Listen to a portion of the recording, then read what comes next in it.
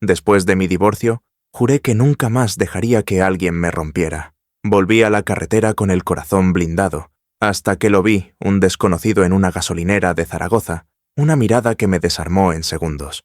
Pensé que había encontrado esa segunda oportunidad que tantos sueñan, pero el destino tenía otros planes. Mentiras, una traición brutal y el juicio de una sociedad que aún no entiende lo que significa amar, siendo diferente. Esta no es solo una historia de amor, es una guerra por ser uno mismo. Creí que lo había superado todo. Después del divorcio, pensé que ya no quedaban más heridas por abrir, pero una mirada fugaz, en el lugar más inesperado, fue suficiente para volver a romperme. Todo empezó una madrugada cualquiera, en una estación de servicio a las afueras de Zaragoza. Llevaba horas al volante, con la mente en blanco y el corazón dormido. Paré por necesidad, no por ganas. Solo quería café, estirar las piernas y seguir. Pero entonces lo vi. Estaba apoyado contra su camión, mirando al vacío.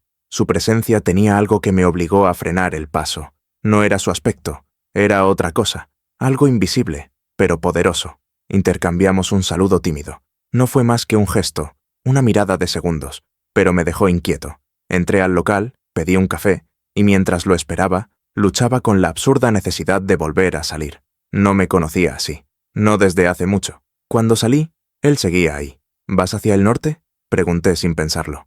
No hoy, respondió. Se llamaba Leo. Me ofreció un cigarro que rechacé, pero me quedé, y hablamos. Primero de rutas, luego de cosas más íntimas. Las palabras fluyeron con esa facilidad que da la madrugada y la distancia del mundo. Me dijo que llevaba años en la carretera, que tenía pareja, pero las cosas no iban bien. Su voz se quebró al decirlo. Yo asentí sin juzgar. En realidad, no sabía si quería escucharlo o besarlo. Tal vez las dos cosas. ¿Alguna vez pensaste en empezar de nuevo?, me preguntó, y esa frase me atravesó, porque sí, lo había pensado. Pero nunca lo había dicho en voz alta. Nos despedimos sin contacto físico, solo una mirada más larga de lo normal. Me fui con un nudo en el pecho, como si dejara atrás algo que no entendía aún. Esa noche no dormí bien. Pensé en él más de lo que debería, y al día siguiente, el destino hizo lo suyo. Lo volví a encontrar, en otra estación, a kilómetros de distancia. Esta vez fue él quien se acercó. ¿Me estás siguiendo?, bromeó. Reímos y fuimos a tomar algo juntos. La conversación fue más intensa. Hablamos de nuestras familias, del miedo, de lo que uno esconde para sobrevivir. Me dijo que nadie en su entorno sabía de él. Yo asentí. Mi exmujer lo supo, pero mis padres aún creen que el divorcio fue por otra mujer. ¿Te pesa?, preguntó. A veces, respondí, sobre todo cuando me miro al espejo y veo a alguien que no fue capaz de decir la verdad. Ese día no terminó como el anterior. No hubo distancia ni despedida. Terminamos en mi camión, compartiendo un espacio reducido pero cargado de emociones. No fue físico, fue otra cosa. Dos hombres confesando en silencio todo lo que les dolía. Durante los días siguientes nos cruzamos más. No por casualidad, empezamos a escribirnos, a buscar rutas que coincidieran, y entonces lo supe. Me estaba ilusionando, otra vez, a mis 42 años, después de un divorcio, con la vida hecha pedazos. Una noche, mientras esperábamos que descargaran nuestros camiones, me leyó un poema desde su móvil, uno de esos que hablan del amor que no se puede mostrar, del que se esconde en las sombras. No dijo que era suyo, pero su voz temblaba al recitarlo. Cuando terminó, no dije nada, solo le toqué la mano. Esa fue la primera vez que me miró con miedo. Si esto se sabe, me arruino, susurró. No todos lo entenderían. No respondí. No podía prometerle que viviríamos en secreto, pero tampoco podía alejarme. Era como si la vida me hubiera dado otra oportunidad y yo no supiera cómo manejarla. Pero la calma no dura. Una tarde, mientras tomábamos café en Valencia, sonó su teléfono. Él se alejó para contestar. Su tono cambió. Cuando volvió, tenía los ojos rojos. Era él, dijo. Mi pareja. No supe qué decir. Él bajó la mirada. No le he dicho nada. No sabe que nos vemos. No sabe que tú existes. Ahí entendí todo. Que era el otro. Que estaba viviendo una historia a escondidas. Que el hombre que me hacía sentir visto no era libre. No emocionalmente. Me levanté y me fui. No respondí sus mensajes esa noche, ni al día siguiente. Pero cada vez que encendía el motor del camión, algo en mí quería volver a buscarlo. Porque en este mundo de carreteras y paraderos fríos, él había sido lo único cálido en mucho tiempo. Y sin embargo, sabía que debía protegerme. No podía volver a romperme por alguien que ni siquiera era capaz de decir la verdad. y aún así, parte de mí quería escucharla. Quería que viniera a buscarme, que lo apostara todo, que eligiera, pero no lo hizo. No volví a saber de Leo durante días. Sus mensajes llegaron, sí, pero no los abrí. Me limité a conducir, cargar, descargar, seguir adelante. Fingí que nada me afectaba, como si los kilómetros pudieran borrar lo que sentí, pero cada curva, cada parada, me recordaba su voz, su presencia, la forma en que me hablaba sin máscaras. Una semana después, lo encontré de nuevo. No lo busqué, o al menos eso me repetí. Coincidimos en una área de descanso cerca de Sevilla. Lo vi antes de que él me viera. Dudé. Mi instinto gritaba que me alejara, pero algo más fuerte me obligó a quedarme. Se acercó sin palabras. Me sostuvo la mirada. Lo siento, dijo finalmente. Sé que te fallé, pero no sé cómo vivir con esta parte de mí. No respondí. Me senté en un banco, y él lo hizo a mi lado. Durante minutos, el silencio fue lo único entre nosotros. Lo intenté, de verdad, continuó. Pensé que podía llevar esto como algo casual, pero no puedo. Me importas más de lo que debería. Cerré los ojos. Quería gritarle, pedirle explicaciones, pero lo único que me salió fue una pregunta. ¿Le has dicho algo a él? No. Su respuesta fue inmediata, casi automática. Y no creo que pueda. Ese fue el golpe final, no porque esperara una declaración pública, sino porque entendí que nunca sería prioridad, que siempre estaría en la sombra, esperando las sobras de una vida que no era mía. Me levanté y me alejé. Él no me siguió. Esa noche dormí mal. El camión se sintió más frío que nunca. Al amanecer, decidí escribir. No a él, a mí mismo, como si al ponerlo en palabras pudiera entender qué estaba haciendo. Escribí sobre el miedo a ser uno mismo, sobre los años perdidos fingiendo, sobre lo difícil que es volver a confiar, sobre lo injusto que es amar en silencio, sabiendo que al otro lado hay alguien que no está dispuesto a arriesgar.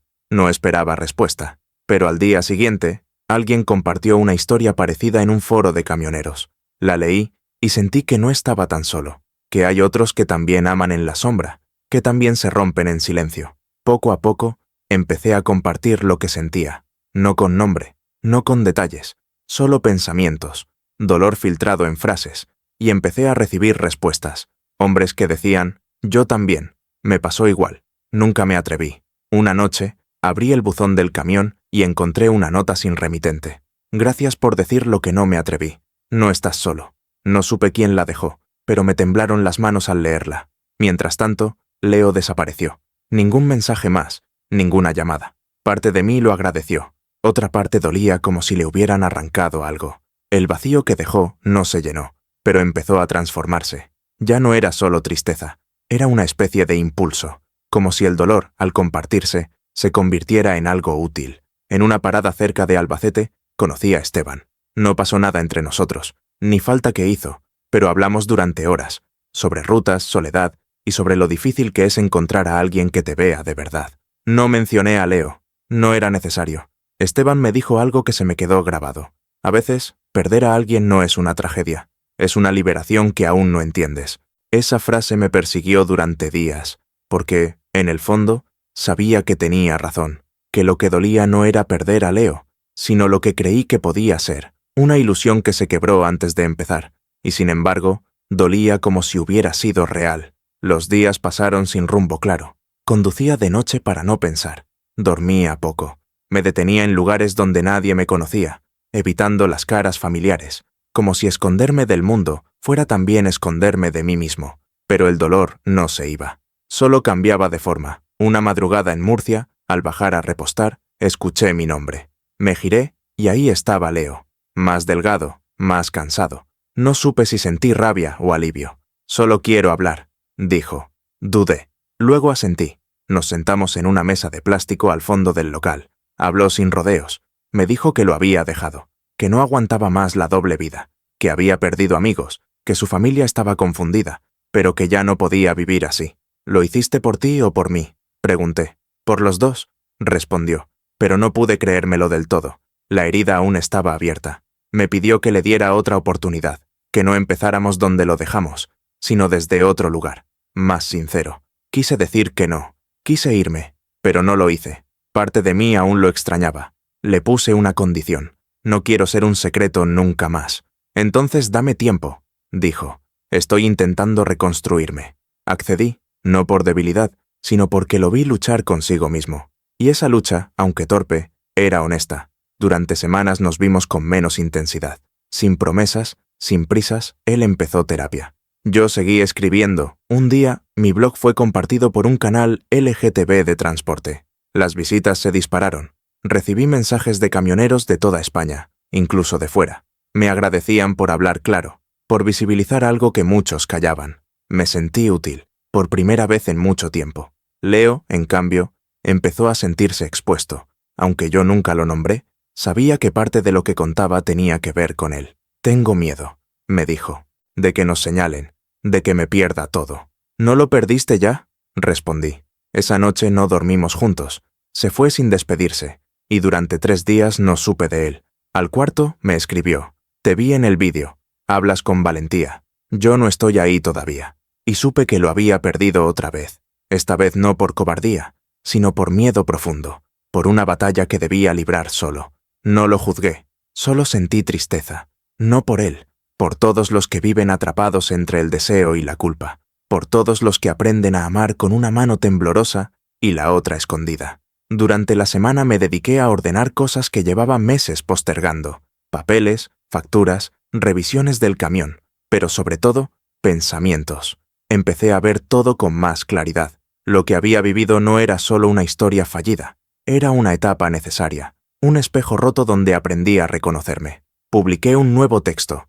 Hablaba de segundas oportunidades, no solo con otros, sino con uno mismo. Fue el más leído hasta entonces. Algunos lo interpretaron como una señal de que había vuelto con Leo, pero no era eso. Era más bien una despedida sin rencor. Recibí un correo de un joven de Bilbao. Me contó que tenía 19 años, que vivía con miedo, que nadie sabía que era gay, y que mi historia le había hecho sentir menos solo. Lo leí 3 veces antes de responder. Le escribí que no tenía consejos mágicos, que yo también tuve miedo, que aún lo tengo, pero que a veces basta con un paso, uno solo, para empezar a respirar. Desde aquel mensaje no volví a saber nada más de Leo. El silencio fue definitivo. No hubo despedida formal, solo la certeza de que el camino de ambos se bifurcaba para siempre. Dolía, sí, pero no como antes. Esta vez era un dolor más sereno, más consciente. Sabía que había hecho lo correcto al alejarme. Pasaron los meses. El blog seguía creciendo. Recibía mensajes cada semana de personas que se abrían como yo lo había hecho, con miedo, pero con necesidad. Historias de amor, de rechazo, de batallas internas. Me convertí, sin buscarlo, en un pequeño refugio para quienes aún no se atrevían a hablar en voz alta. Un día, recibí una invitación para participar en una entrevista radial sobre visibilidad en el transporte. Dudé, nunca me gustó exponerme, pero acepté. Sentí que debía hacerlo, por mí y por todos los que me habían escrito en la oscuridad. La entrevista salió bien. Fue emotiva, sincera. No hablé de Leo, pero sí de lo que significaba amar a alguien y no poder vivirlo libremente. De lo que cuesta construirte cuando el entorno te niega. De cómo a veces el mayor acto de amor es dejar ir. Esa noche recibí decenas de correos. Uno de ellos me hizo temblar. Era de la esposa de un camionero. Me agradecía. Me decía que por fin entendía cosas que su marido nunca pudo poner en palabras. Que después de escucharme, él lloró. Que por primera vez habló de lo que sentía, sin miedo. Lloré también. No por tristeza, sino por alivio. Porque entendí que lo que viví tenía sentido. Que no fue en vano. Pero no todo fue fácil. Algunos colegas empezaron a evitarme. Otros hacían bromas a mis espaldas. Noté miradas, silencios incómodos. Un par de contratos se cayeron sin explicación. Nada directo, pero lo suficientemente claro como para saber que el estigma seguía vivo. Una noche, en una estación de servicio cerca de Salamanca, un grupo de conductores se burló de mí. No respondí. No por cobardía, sino por dignidad. Pero me fui de allí con un nudo en la garganta. Me senté en la cabina, y por primera vez en mucho tiempo, sentí miedo. No del qué dirán, sino de quedarme solo. Llamé a mi hermana. No le conté lo que pasó, pero ella lo notó. «No dejes que te quiten la voz», me dijo. «Tú sabes quién eres, eso basta». Sus palabras me sostuvieron. Esa misma noche escribí un nuevo texto. Esta vez no fue sobre amor, ni sobre pérdida.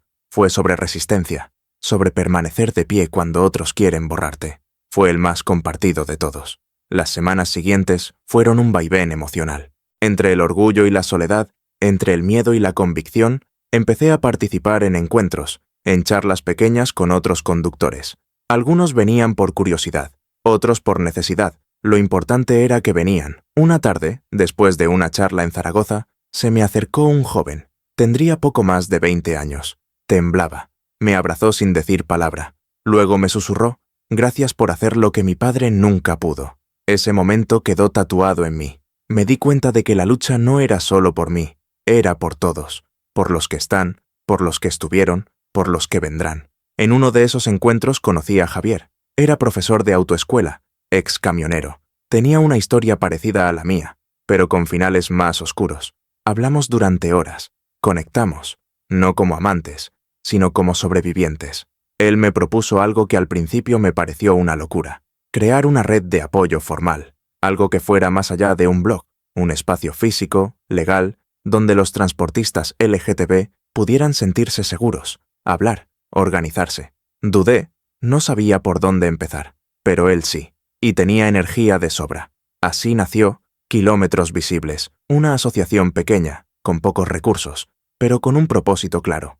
Empezamos con reuniones mensuales, luego con asesorías. Pronto llegaron psicólogos, voluntarios, hasta abogados. Todo crecía sin que yo lo notara. Una noche, mirando el cartel improvisado en la entrada del pequeño local alquilado, sentí algo que no recordaba: orgullo, no por haberlo logrado, sino por no haberme rendido. Un día, mientras caminaba por el área de descanso tras una reunión, vi a dos jóvenes hablando entre sí. Me reconocieron. Uno de ellos se acercó con timidez y me dijo que gracias a Kilómetros Visibles había decidido no abandonar su trabajo como conductor. Le habían insultado, sí, pero ahora sabía que no estaba solo, que había un lugar al que acudir, que había futuro. Volví a la furgoneta esa noche con el corazón lleno.